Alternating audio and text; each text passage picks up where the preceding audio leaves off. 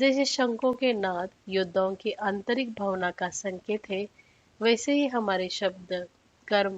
भगवत गीता अध्याय 1 श्लोका नंबर 15 से 18। पांचजन्यम ऋषिकेशो देवदत्तं धनञ्जयः पौण्ड्रं दम्नो महाशङ्खं भीमकर्मावृकोदरः अनन्तविजयं राजा कुन्तीपुत्र युधिष्ठिरः नकुलसहदेवश्च सुघोषमणिपुष्पको काश्यश्च परमेश्वासाः शिखण्डी च महारथः दृष्टद्युम्नो विराटश्च सात्यकी चापराजितः द्रुपदो द्रौपदेयाश्च सर्वशा पृथिवीपते सौभद्रश्च महाबाहो शंकांदमनु पृथक पृथक। श्री कृष्ण महाराज ने पांचजन्य नामक और अर्जुन ने देवदत्त नामक शंख बजाया। भयानक कर्मकारी वृकोदर भीम ने पौंड्रन नामक अपना महान शंख बजाया।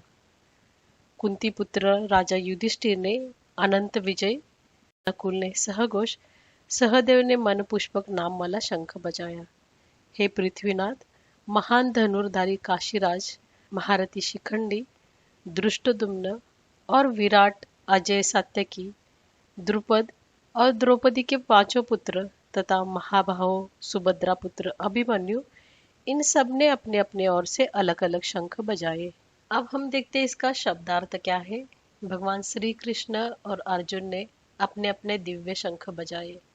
उसके बाद राजा युधिष्ठिर, अन्य पांडवों और उनकी ओर के सभी महान योद्धाओं ने अपने अपने अलौकिक शंख बजाए। अब हम देखते हैं इसका गूढ़ार्थ क्या है। संजय ने युधिष्ठिर को राजा कहकर संबोधित किया। यह दर्शाता है कि युधिष्ठिर वास्तव में राज्य के उत्तराधिकारी थे, लेकिन दुर्योधन ने छल से वह उनका राज्य हड़प लिया था। कुछ विद्वान मानते हैं कि इन शंखों की ध्वनि केवल युद्ध की घोषणा ही नहीं थी, बल्कि हर योद्धा के भीतर की प्रवृत्ति और भावना की भी प्रतीक थी। जैसे भीम की भयानक गर्जना, अर्जुन का आत्मविश्वास और श्री कृष्ण का परम नियंत्रण। भीम की गर्जना में शक्ति थी, अर्जुन के स्वर में आत्मविश्वास था और श्री कृष्ण के ध्वनि में परम संतुलन। इन ध्वनियों से यह प्रकट होता है कि पांडवों की प्रबल आत्मशक्ति और धार्मिकता ही उनकी असली ताकत थी, जो उनके शंखों के नाद में प्रकट होकर सामने आती है। अब हम देखते हैं इसका संबंध क्या है।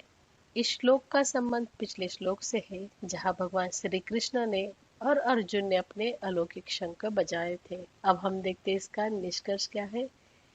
जब हम अपने जीवन की ओर नजर डालते हैं तो पाते हैं कि जीवन भी एक युद्ध है। इस युद्ध में जब हम दूसरों से मिलते हैं, बातचीत करते हैं, तो हर एक व्यक्ति का व्यवहार ही उसकी असली प्रवृत्ति और चरित्र को प्रकट करता है। जैसे शंखों के नाद योद्धाओं की आंतरिक भावना का संकेत है, वैसे ही हमारे शब्द, कर्म और हमारे दृष्टिकोण हमारे आंतरिक चरित्र का शंखनाद है। अगर आपको ये वीडियो पसंद आया हो तो लाइक करें, शेयर करें और चैनल को सब्सक्राइब करें, ताकि अगले जो श्लोका है आपसे मिस ना हो। Thank you.